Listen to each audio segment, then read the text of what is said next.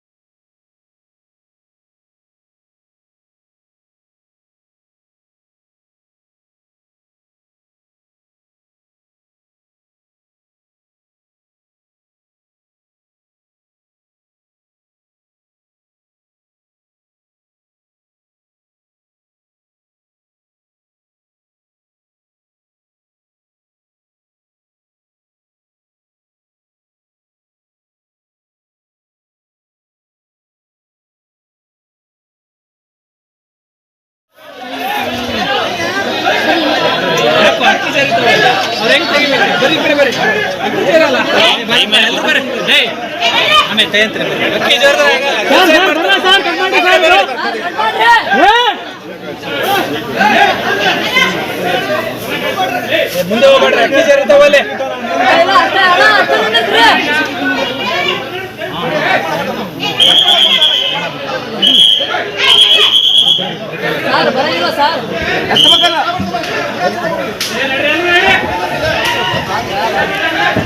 ಲಾಠಿ charge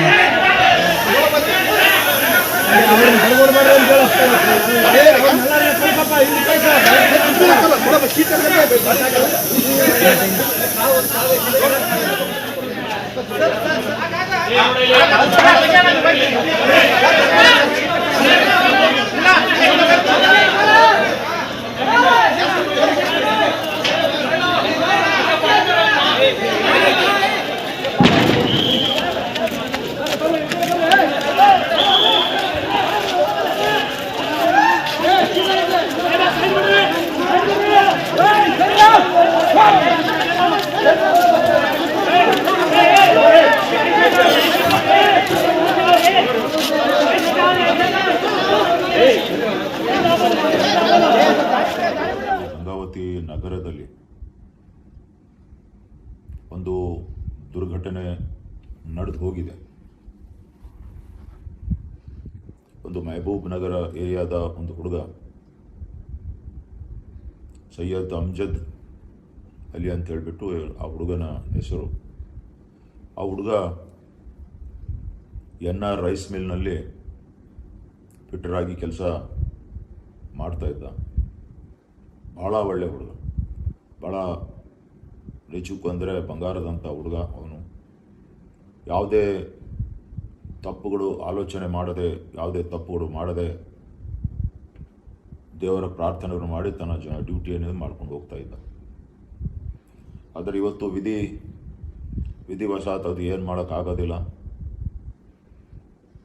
ಪಾಪ ಅವನು ಇವತ್ತು ಡ್ಯೂಟಿಗೆ ಹೋಗಿದ್ದಾನೆ. ಹೋಗಿ ಅಲ್ಲಿರ್ತಕ್ಕಂಥ ಒಂದು 3 ಬಾಯ್ಲರ್ಗಳು ಅಂತ ನನಗೆ ಅನಿಸುತ್ತದೆ.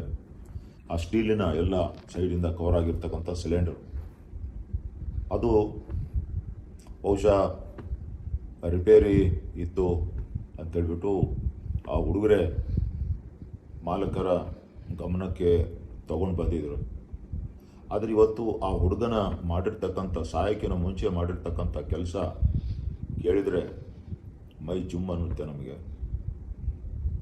ಆ ಸಾಹುಕಾರ ಮಾಲಕನ NR ರೈಸ್ ಮಿಲ್ ಮಾಲಕನ ಮಗನಿಗೆ ಕರ್ಕೊಂಡ್ಬಂದು, ಇದು ಭಾಳ ಶೀತಲಗೊಂಡಿದೆ, ಇದು ಯಾವಾಗ ಮುರಿದು ಕೆಳಗೆ ಬೀಳ್ತಾ ಹೇಳೋಕ್ಕಾಗಲ್ಲ, ಭಾಳಷ್ಟು ಜನಗಳ ಜೀವದ ಹಾನಿ ಉಂಟಾಗುತ್ತದೆ, ತಕ್ಷಣವೇ ಇದನ್ನು ದುರಸ್ತಿ ಮಾಡಿ ರಿಪೇರಿ ಮಾಡಿ ಅಂಥೇಳಿ ಆ ಮಾಲಕರ ಮಗನಿಗೆ ಕರೆಸಿ ಹೇಳಿ ಕಳಿಸಿದ್ದಾನೆ. ಮತ್ತು ಅಲ್ಲಿ ಅವುಗಳ ನಡಿಬಾರದು ಅಂಥೇಳಿ ಸುತ್ತಲೂ ಯಾರು ಹೋಗಬಾರದು ಅಂಥೇಳಿ ಹಗ್ಗ, ಆ ಒಂದು ಬಾಯ್ಲರ್ ಸುತ್ತಲೂ ಹಗ್ಗ ಕಟ್ಟಿದ್ದಾನೆ ಅಂತೇಳಿ ಕೇಳಿದ್ವಿ ನಾವು. ಯಾಕಂದರೆ ಬೇರೆ ಏನೋ ಕೆಲಸ ಮಾಡ್ತಕ್ಕಂಥ ಪಿಟ್ಟರ್ಗಳು ಹೋಗಬಾರ್ದು, ಅದ್ರಾಗ ಹೋಗಿ ಆ ದುರಂತದಲ್ಲಿ ಸಿಕ್ಕಬಾರ್ದು ಅಂಥೇಳಿ ಅವನು ಎಲ್ಲರಿಗೆ ಹೇಳ್ತಾನೆ, ಆ ಹಗ್ಗ ಕಟ್ಟಿದಲ್ಲಿ ನೀವು ದಾಟಕ್ಕೆ ಹೋಗಬೇಡಿ ಅಂತೇಳಿ. ಅದು ಮತ್ತೆ ಮನಸ್ಸಿನಲ್ಲಿ ಏನು ತೋಚಿತ್ತೋ ಗೊತ್ತಿಲ್ಲ ಅವನಿಗೆ. ಅದೇ ಹಿಂದೆ ಹೋಗಿ ಏನೋ ಸ್ವಿಚ್ ಆಫ್ ಮಾಡೋಕ್ಕೆ ಹೋಗಿದ್ದಾನೆ ಅಂತೇಳಿ ಒಬ್ಬರು ಹೇಳ್ತಾರೆ, ಒಬ್ಬನೇ ಹೇಳ್ತಾರೆ, ಒಂದಿಬ್ಬರು ಅಲ್ಲಿ ಇರ್ತಕ್ಕಂಥ ಕಾರ್ಮಿಕರಿದ್ದರು, ಅವ್ರನ್ನೂ ಕರ್ಕೊಂಬರೋಕೆ ಹೊರಗಡೆ ಬನ್ನಿ ಅಂತೇಳಿ ಹೇಳೋಕೆ ಹೋಗ್ತಿದ್ದ ಅಂತೇಳ್ಬಿಟ್ಟು ಹೇಳ್ತಾ ಇದ್ದಾರೆ. ಆದರೆ ಬರೋ ಕಾಲಕ್ಕೆ ಇಡೀ ಬಾಯ್ಲರು ಮತ್ತು ಬಾಯ್ಲರ್ನಲ್ಲಿ ಇರ್ತಕ್ಕಂಥ ಸುಮಾರು ಒಂದು 500-600 ಟನ್ಗಳು ಅಷ್ಟೇನಪ್ಪ ಅಂದರೆ ಆ ಬಾಯ್ಲರೇ ಅವನ ಮೇಲೆ ಕುಂತು ಬಿಡ್ತದೆ. ಕುಂತವನು ಸಹಜವಾಗಿ ಸ್ಥಳದಲ್ಲೇ ಆ ಜೀವ ಹೋಗಿರುತ್ತದೆ. ಭಾಳ ದುಃಖ. ನಾನು ಕೇಳಿದ ತಕ್ಷಣವೇ ನನಗೆ ನಿಜಕ್ಕೂ ಭಾಳ ದುಃಖ ಆಯಿತು. ನಾನು ಒಂದು ಅರ್ಧ ತಾಸು ಸೈಲೆಂಟ್ ಆಗಿಬಿಟ್ಟಿದ್ದೆ. ನಾನು ಏನಪ್ಪ ಇಂಥ ಘಟನೆ ಇವತ್ತು ನಮ್ಮ ಗಂಗಾವತಿಯಲ್ಲಿ ನಡೆದಿದೆಯಲ್ಲ, ಪಾಪ ಅವನು ಒಳ್ಳೆಯವನು. ಅವ್ರ ತಂದೆ ಸಹಿತ ರೈಸ್ ಮಿಲ್ನಲ್ಲಿ ಕೆಲಸ ಮಾಡ್ತಾಯಿದ್ದ. ಅವ್ರ ತಂದೆ ಏನಿವತ್ತು ಹುಡುಗ ಸತ್ತಿದ್ದಾನೆ, ಅವ್ರ ತಂದೆ ಸಹಿತ ಅದೇ NR ರೈಸ್ ಮಿಲ್ನಲ್ಲಿ ಫಿಟ್ಟರಾಗಿ ಭಾಳ ವರ್ಷದಿಂದ ಪಾಪ ಕೆಲಸ ಮಾಡ್ಕೊತ ಅಲ್ಲಿ ಬಂದಿದ್ದಾನೆ. ಅವ್ರ ತಂದೆ ತೀರ್ಕೊಂಡು ಹೋದ್ಮೇಲೆ ಮತ್ತು ಈ ಹುಡುಗ ಸಹಿತ ಕೆಲಸಕ್ಕೆ ಸೇರಿಕೊಂಡು ಫಿಟ್ಟರಾಗಿ ಉತ್ತಮ ಕೆಲಸ ಮಾಡ್ಕೊತ ಹೋಗ್ತದೆ. ಆದರೆ ಇವತ್ತು ಇಂಥ ಘಟನೆ ನಡೆದು ಹೋಗಿದೆ. ಇದು ಒಂಥರ ಆಕಸ್ಮಿಕ ಘಟನೆಗಳು. ನಾನು ನಮ್ಮ ಮುಸ್ಲಿಂ ಸಮಾಜದ ಯುವಕರಿಗೆ, ಹಿರಿಯರಿಗೆ ಮತ್ತು ಮಹಿಳೆಯರಿಗೆ ಅವ್ರಿಗೆ ಹೇಳಲಿಕ್ಕೆ ಬಯಸ್ತೇನೆ, ಆ ಒಂದು ಮೃತಪಟ್ಟಿರ್ತಕ್ಕಂಥ ಸೈಯದ್ ಅಮ್ಜದ್ ಅಲಿ ಏನೋ ನಮ್ಮ ಹುಡುಗ ಇದ್ದ, ಅದೇನೋ ಇವತ್ತು ಪ್ರಾಣ ಹೋಗಿದೆ. ನಾಳೆ ಅವನ ಅಂತ್ಯ ಸಂಸ್ಕಾರ ತದ್ಫೀನು ಏನು ನಡೆಯಲಿದೆ, ಆ ಶಾಂತ ರೀತಿಯಿಂದ ಮಾಡಿಕೊಡಿ ನಮ್ಮ ಯುವಕರಲ್ಲಿ ಹೇಳಿಕ್ಕೆ ಬಯಸ್ತಾ ಇದ್ದೀನಿ. ಯಾವುದೇ ಕ್ರೋಧ, ಯಾವುದೇ ದ್ವೇಷದ ಭಾವನೆಗಳನ್ನು ಇಟ್ಟುಕೊಂಡು ಬೇರೆ ಏನೇ ಆಲೋಚನೆ ಮಾಡಲಾರದೆ, ಇದರ ದೇವರ ಏನೋ ಅಪ್ಪಣೆಯಂತೆ ಆ ಕೆಲಸಗಳು ಆಗಿರ್ತವೆ. ನಮ್ಮ ಇಸ್ಲಾಂ ಧರ್ಮದಲ್ಲಿ ನಮ್ಮ ಹುಡುಗರಿಗೆ ಹೇಳಿಕ್ಕೆ ಬಯಸ್ತೇನೆ, ನಮ್ಮ ಇಸ್ಲಾಂ ಧರ್ಮದಲ್ಲಿ ನಾವು ಅಲ್ಲನ ವಾಕ್ಯಗಳು ನಾವಿವತ್ತು ನಂಬಿ ಜೀವನ ಮಾಡ್ತಿರ್ತೀವಿ, ಬದುಕಿರ್ತೀವಿ. ಹಾಗಾಗಿ ಇಲ್ಲಿ 1-2 ಮಾತು ಹೇಳಲಿಕ್ಕೆ ಬಯಸ್ತೀನಿ. ಇಸ್ಲಾಂ ಧರ್ಮದಲ್ಲಿ ಅಲ್ಲನ ವಾಕ್ಯನ ಪ್ರಕಾರ ಅಲ್ಲ ಯಾರಿಗೂ ಸಹಿತ ಮೃತ್ಯು ದೇವರು ಅಲ್ಲ ಆತ ಬಯಸಿದ್ರೆ ಮಾತ್ರ ಕರ್ಕೊತಾನೆ. ಆತ ಬಯಸಿಲ್ಲ, ಅದು ಎಷ್ಟೇ ದುರ್ಘಟನೆ ಆಗಲಿ ಅವನು ಬದುಕುಳಿತಾನೆ. ಶಾಶ್ವಿ ಕಾಳಿನಷ್ಟು ಉಸಿರು ದೇಹದಲ್ಲಿ ಇದ್ದರೂ ಸಹಿತ ಅಲ್ಲಾಹನು ಬದುಕಿಸುತ್ತಾನೆ. ಯಾಕಂದರೆ ಅಲ್ಲಾಗೆ ಇಷ್ಟ ಇಲ್ಲ ಅವನಿಗೆ ಇಹಲೋಕದಿಂದ ತಗೊಂಡು ಹೋಗೋದು. ಯಾವಾಗ ಅಲ್ಲನ ಅಪ್ಪಣೆ ಪ್ರಕಾರ ಈ ಲೋಕವನ್ನು ತ್ಯಾಜಿಸಿ ಆ ಲೋಕಕ್ಕೆ ಬರಬೇಕಂದಾಗ ಯಾರೂ ಕಾಪಾಡಿಕೊಳ್ಳಲಿಕ್ಕೆ ಸಾಧ್ಯ ಇಲ್ಲ, ಯಾರೂ ನಿಂದಿಸಲಿಕ್ಕೆ ಸಾಧ್ಯವಿಲ್ಲ. ಇದು ಇಸ್ಲಾಂ ಧರ್ಮದಲ್ಲಿ ನಾವೆಲ್ಲ ನಂಬಿಕೆಯಿಂದ ಅಲ್ಲನ ಏನು ಅಪ್ಪಣೆ ಆಗುತ್ತದೆ ಅದರ ಪ್ರಕಾರ ಎಲ್ಲ ಕೆಲಸ ನಡೀತದೆ ಅಂತ ಹೇಳ್ಬಿಟ್ಟು ನಾವೆಲ್ಲ ಅಂದ್ಕೊಂಡು ಇವತ್ತು ಜೀವನ ನಡೆಸ್ಕೊತ ನಾವು ಬಂದಿದ್ದೀವಿ. ಅದೇ ಥರನಾಗಿ ಇನ್ನೊಂದು ಮಾತು ಏನು ಹೇಳ್ತಾರೆ, ಅಲ್ಲನ ವಾಕ್ಯದಲ್ಲಿ ಏನು ಬರುತ್ತೆ? ಇದು ಅಲ್ಲ ಕೊಟ್ಟಿದ್ದು ವಸ್ತು, ಅಲ್ಲ ತಗೊಂಡಿದ್ದಾನೆ. ಇದು ವಸ್ತು ಏನಿದಲ್ಲ, ಅಲ್ಲ ಕೊಟ್ಟಿದ್ದು, ಅಲ್ಲ ತಗೊಂಡಿದ್ದಾನೆ. ಯಾಕಂತ ಹೇಳಿದ್ರೆ ಅಲ್ಲ ಹೇಳ್ತಾನೆ, ನಿಮಗೆ ನಾನೇನು ಸಂತಾನ ಕೊಟ್ಟಿದ್ದೀನಿ, ನಿಮಗೆ ಮಕ್ಕಳು ಕೊಟ್ಟಿದ್ದೀನಿ, ನೀವು ಭಾಗ್ಯವಂತರಿದ್ದೀರಿ. ಮಕ್ಕಳು ಇರಲಾರ್ದವ್ರು, ಸಂತಾನ ಇರಲಾರ್ದವ್ರು ಎಷ್ಟೇ ಕೋಟಿ ಕೋಟಿ ಜನ ಇದ್ದಾರೆ. ಅವರ ದುಃಖ, ಮಕ್ಕಳ ಇಲ್ಲದೆ ಅವ್ರೇನು ದುಃಖ ಪಡ್ತಾ ಇದ್ದಾರೆ, ಅವರ ದುಃಖ ನೋಡಿ ಅಂಥೇಳಿ ಅಲ್ಲ ಹೇಳ್ತಾನೆ.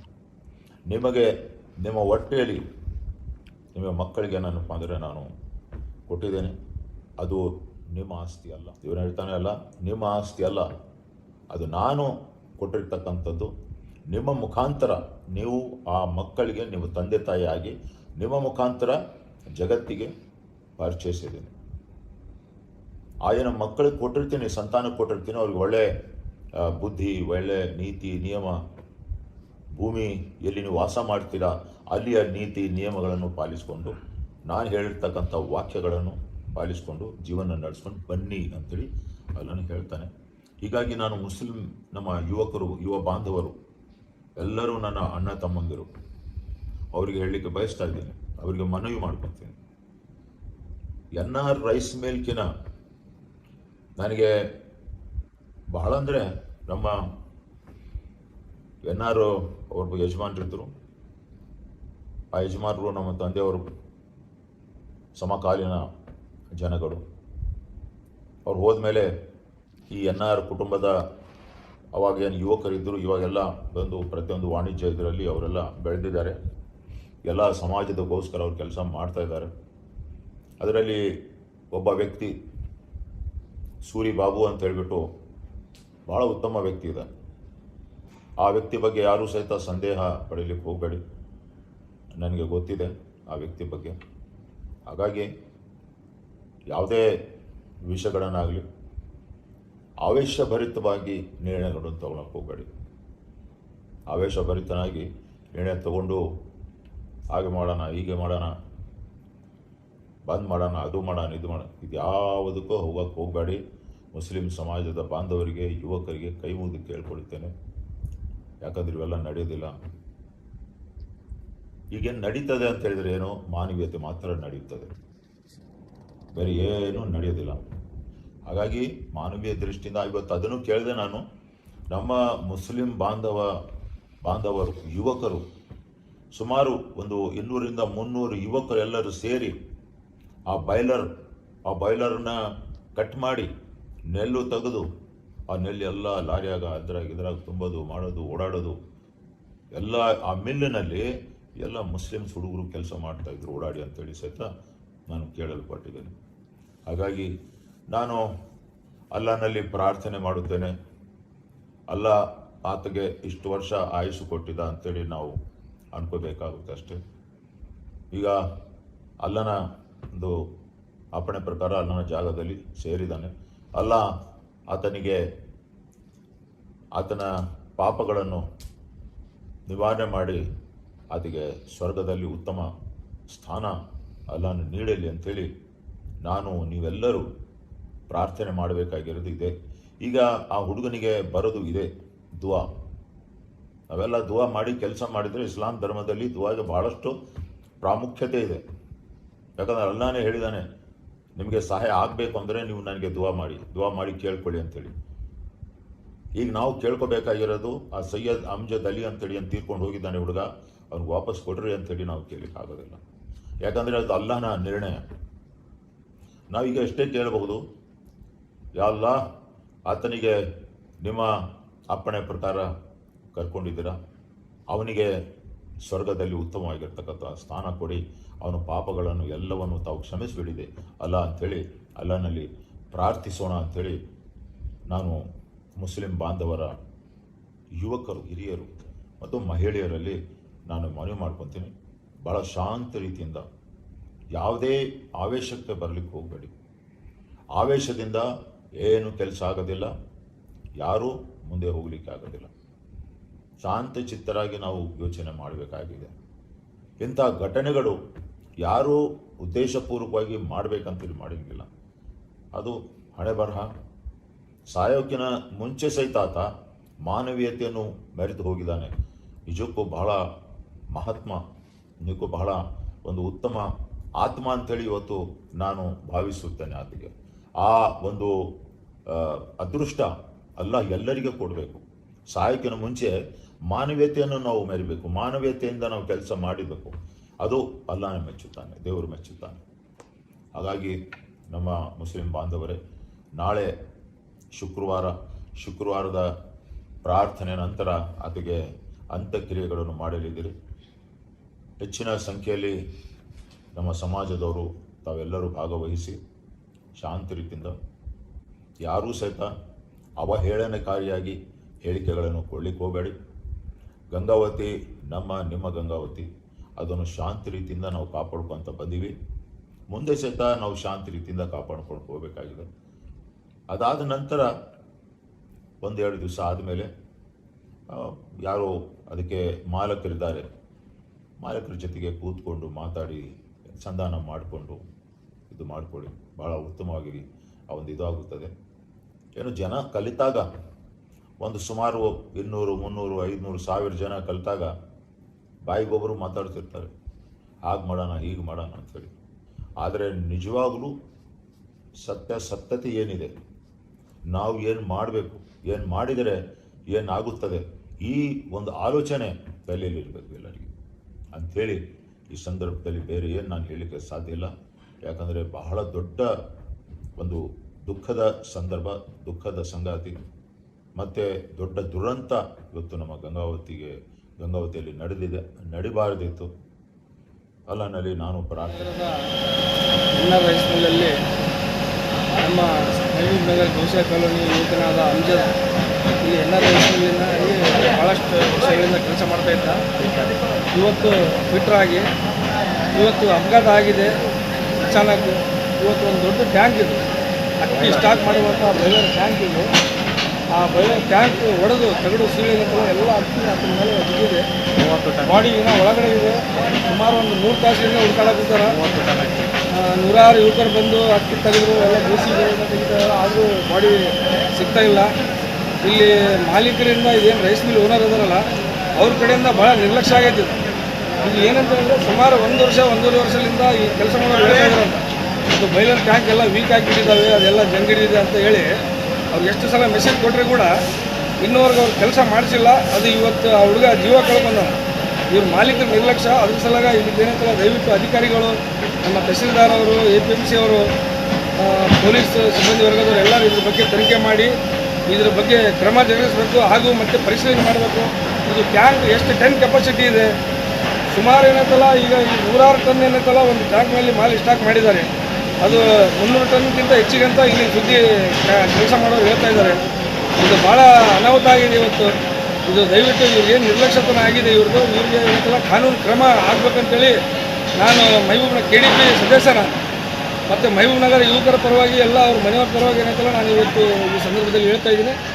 ಅವ್ರ ಫ್ಯಾಮಿಲಿಯವರು ಕೂಡ ಹೇಳ್ತಾರೆ, ಇನ್ನು ಇಲ್ಲಿ ಕೆಲಸ ಮಾಡೋ ನೀವು ಸ್ಟೇಟ್ಮೆಂಟ್ ತೊಗೊಳ್ರಿ, ಇಲ್ಲಿ ನೀವು ಕೇಳ್ರಿ, ಎಷ್ಟು ವರ್ಷದಿಂದ ಏನಂತಲ್ಲ ಅವರು ಕಂಪ್ಲೇಂಟ್ ಮಾಡಿದರೆ ಕೂಡ ಅವ್ರು ಕೆಲಸ ಮಾಡಿಸಿಲ್ಲ. ಅವ್ರ ಬಗ್ಗೆ ಏನಂತಲ್ಲ ಅವ್ರಿಗೆ ಕ್ರಮ ಜರುಗಿಸ್ಬೇಕಂತೇಳಿ ಈ ಸಂದರ್ಭದಲ್ಲಿ ನಾವೆಲ್ಲ